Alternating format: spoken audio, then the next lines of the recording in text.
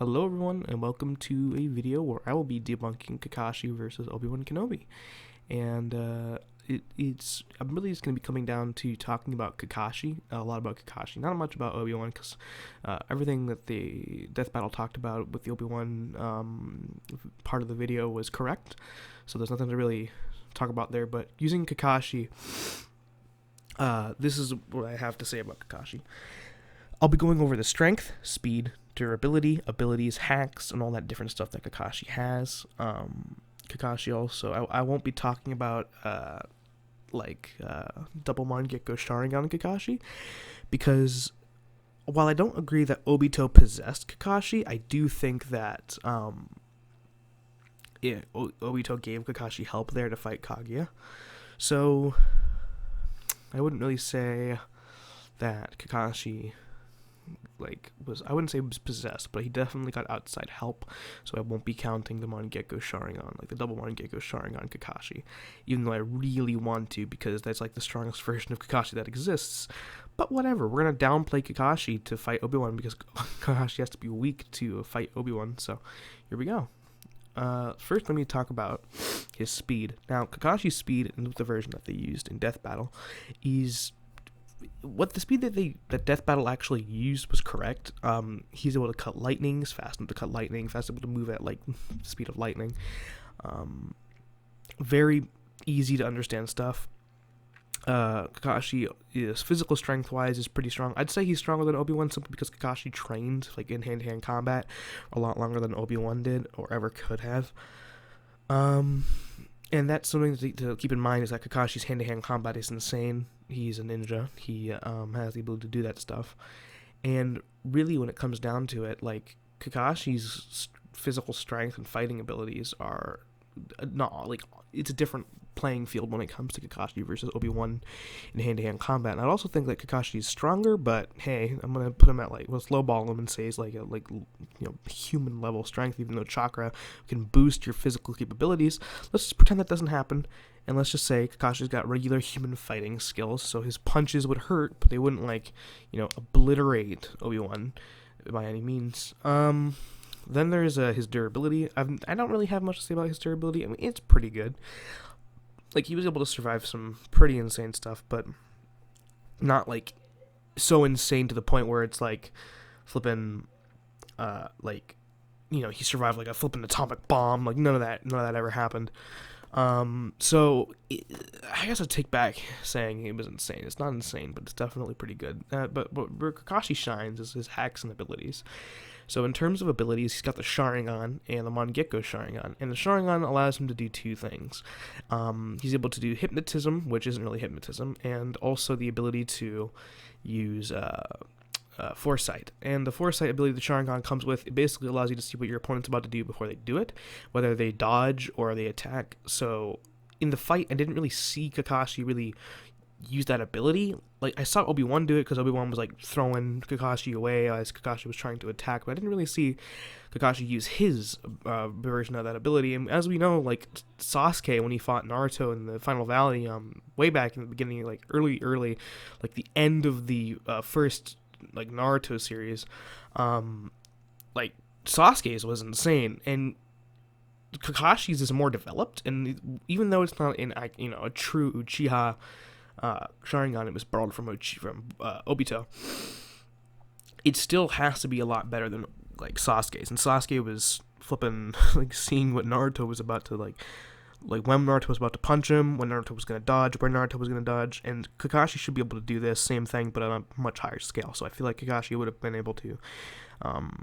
if Kakashi, at the very end of the video, when Obi-Wan and Kakashi clashed, like, Kakashi should have obliterated Obi-Wan with the purple lightning Chidori, or lightning blade, or whatever you want to call it, because the purple lightning gives it an insane amount of power. Not like the Chidori and the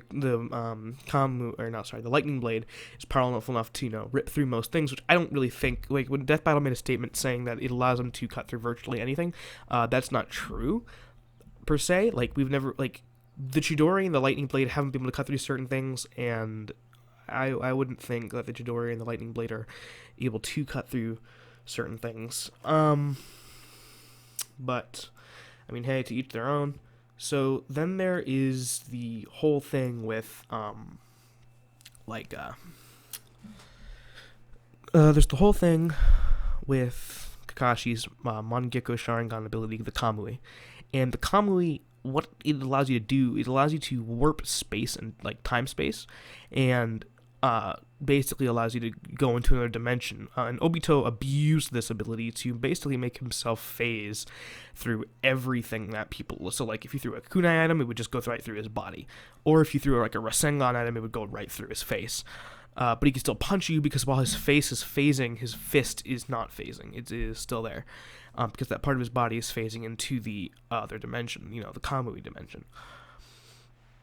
So, in the end, I wouldn't think, like, the Kamui, I thought it was, like, an instant move, but actually it's not. It takes, like, a few seconds to actually, like, swirl up and then cut the person's arm off, and that's only if you're not paying attention. So I guess Obi-Wan dodging it was, I guess, sure, he dodged it, but I wouldn't really be certain. What I do have a problem with is the Sharingan's Genjutsu. Now, the Genjutsu that Kakashi used should have absolutely ended the fight right then and there. Like, the Sharingan's Genjutsu is insane. Because you're not actually mind controlling somebody. What a lot of people tend to think is that the Genjutsu for the Sharingan is like mind control or mind manipulation, but it's not. What it actually is you're injecting chakra into somebody's brain, and like chakra flow or energy, like life flow, life source. And essentially, when you do that, the chakra messes with your entire body, and it messes with your five senses. It messes with your perception of time if you're using the Tsukuyomi.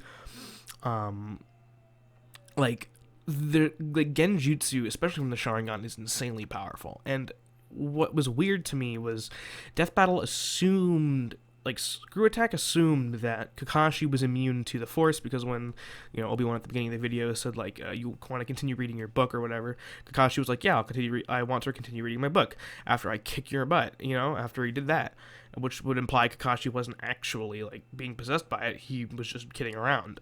But when Kakashi used it, again, flippin' Obi-Wan was like, oh, I'm gonna concentrate and know that this is an illusion. Well, first of all, it would have worked on, the Force would have worked on Kakashi, because there's nothing saying that the Sharingan keeps you from having your mind controlled by the Force, because the Force is not, chakra, and it's not a Genjutsu, and a Genjutsu, there's nothing in Star Wars saying that the Force can protect you from a Genjutsu. That's just an assumption to make the fight continue. If I were, if I were to actually do the fight myself, Obi-Wan would have won that fight immediately just by saying, Kakashi gets flippin' mind controlled away.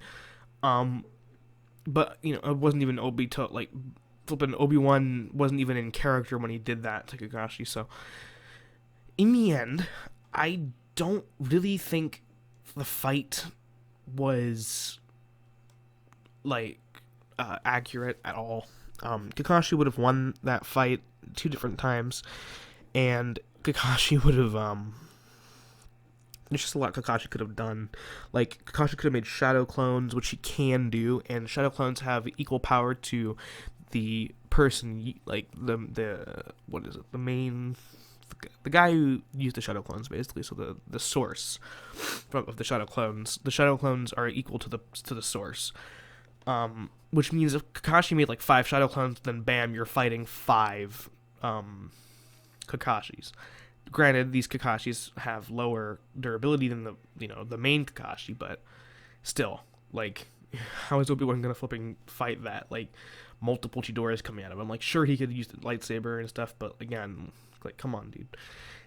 In the end, I feel like the fight was super inaccurate. I feel like Obi-Wan's Force could have taken out Kakashi at the beginning of the fight, but he didn't do it because he wasn't bloodlusted, and Kakashi could have taken out Obi-Wan 4 different times, but Screw Attack doing their thing, trying to keep him alive. It also doesn't help that this thing, the 4th of May that this video came out on, which is the Star Wars Day, so I really, it was such a stupid fight.